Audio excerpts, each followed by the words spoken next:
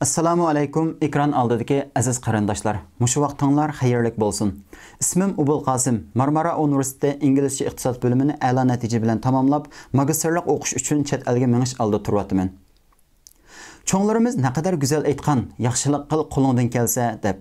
Aziz millatimiz uchun katta bir ish qilish qo'limdan kelmasimi, chet elga o'qishga menishdan burun boshlang'ich 1-yillikdan tortib, to'liq o'ttira oxirgi yili, ya'ni 12-yillikgacha bo'lgan matematika darsini Uyg'ur tilida sistemlik so'zlash niyatiga keldim. 6 kare 8 tan 48, 7 ga 8 ni qo'shsak 15, 5 tushdi bir ko'ngil. Bu xil tipdagi Uyg'urcha darsni sig'ingansizlar balkim. Matematikaning naqadar muhim bir fan ekanligini bu yerda ortiqcha ta'kidlab o'tirishimning hojati yo'q deb o'ylayman. Shundaq bo'lsa-mu, katta olimlarning matematika haqidagi bir qancha so'zini sizlar bilan o'rtoqlashishni to'g'ri topdim. German matematikchi, mantiqchi va faylasuf Friedrich Ludwig shundaq deydi. Har bir yaxshi matematikchi oz deganda yarim faylasuf va har bir yaxshi faylasuf oz deganda yarim matematikchi. Polsha matematikchi Stefan Bannikning shundaq bir so'zi bor. Matematika inson ruhining eng go'zal va eng kuchli ijodiyati. Biz yana Jabrin otasi, ya'ni matematikaning otasi nomi bilan mashhur Xorazmiyning shu so'zini asla asdan chiqarmasligimiz kerak. Matematika bilimlarning sultonidir. Matematikalik holatida ko'rsatilmagan hech bir tadqiqot haqiqiy ma'noda bilim hisoblanmaydi. Dunyoning qandaq yerda yashashimizdan, nima ish bilan shug'ullanishimizdan va yoki qandaq kasb o'qishimizdan qat'iy nazar ma'lum darajada matematika bilishimiz intayin zarur. Shunlashqa bir qancha saptashim bilan bu tor darsxonasini qurib chiqdik va ismini Sharqning Aristoteli deb atalgan dangliq faylasuf, olim, astronomichi, mantiqchi va musiqashunos Abu Nasr Farabiyning ismi bilan Farabiy tor darsxonasi deb atadik.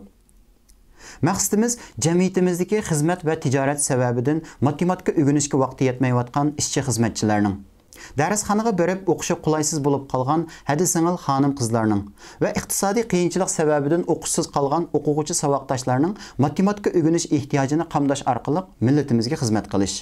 Shuarimiz o'nimdan boshqasi quruq gap. Farabiy tor darsxonamiz har qanday organ va tashkilotdan mustasno va hech bir zaman iqtisodiy kirim yaratishni maqsad qilmaydi. O'quvchi bo'lishimizga qaramay, qo'limizdagi ozg'ina dasmoyini mablag' silib bu yo'lga qadam bosdik. Darslarimizning sifatini texmi yuqori ko'tarishimiz uchun bizni moddiy va ma'naviy jihatdan qo'llab-quvvatlashni o'ylashgan va millatga xizmat qilishdan iborat bu katta ajr savobdan bir kishilik nasibasini olishni o'ylashgan qarindoshlarimiz bo'lsa, biz bilan aloqa qilishni albatta xohlaymiz. Farabiy tor darsxonasi dunyoning har qaysi joylaridagi boshlang'ich, to'liqsiz va to'liq o'rta maktablarda o'qiyotgan, oliy maktab imtihoniga tayyorlik qilayotgan va yuqori o'rlab o'qish uchun inglizcha GRE va SAT imtihonlariga tayyorlik qilayotgan barliq Uyg'ur qarindoshlarining matematika dardiga darmon bo'lg'usi. Men o'qituvchilik hayotimni 2015-yili Xotan Intel til tarbiyalash maktabida ingliz tilida dars berish bilan boshlagan. 2016-yili Turkiyaga kelgandan buyon darsdan sirtqi vaqtlarimda Biltiz darsxonasi, Hira til tarbiyalash maktabi va Samovar choyxonasida dars berib kelgan bo'lsam-mu, boshqalarga bilim yetkazish tashnoliqim qamdalmay, sinfdagi 15-20 nafar o'quvchi bilan cheklanib keldi.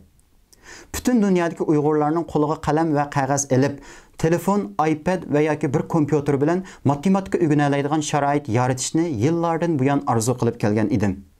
Bu arzuyimning bugun amalga oshganligi uchun Allohga cheksiz hamd va sano aytaman. İnsan xatolikdan xoli emas. Ba'zi o'sha xatoliklarimizni keng qursaqlik bilan afv qilib, tanqidiy taklif fikringlarni bizdan ayamag'aysizlar. Darslarimizni dunyoning har qaysi joylaridagi ehtiyojli bo'lgan qarindoshlarimizga yetkazishimiz uchun ekran oldidagi qarindoshlarimizning keng ko'lamda tarqatib qo'yishni umid qilamiz. Hammanglarga ko'pdan ko'p rahmat, omon bo'lg'aysizlar.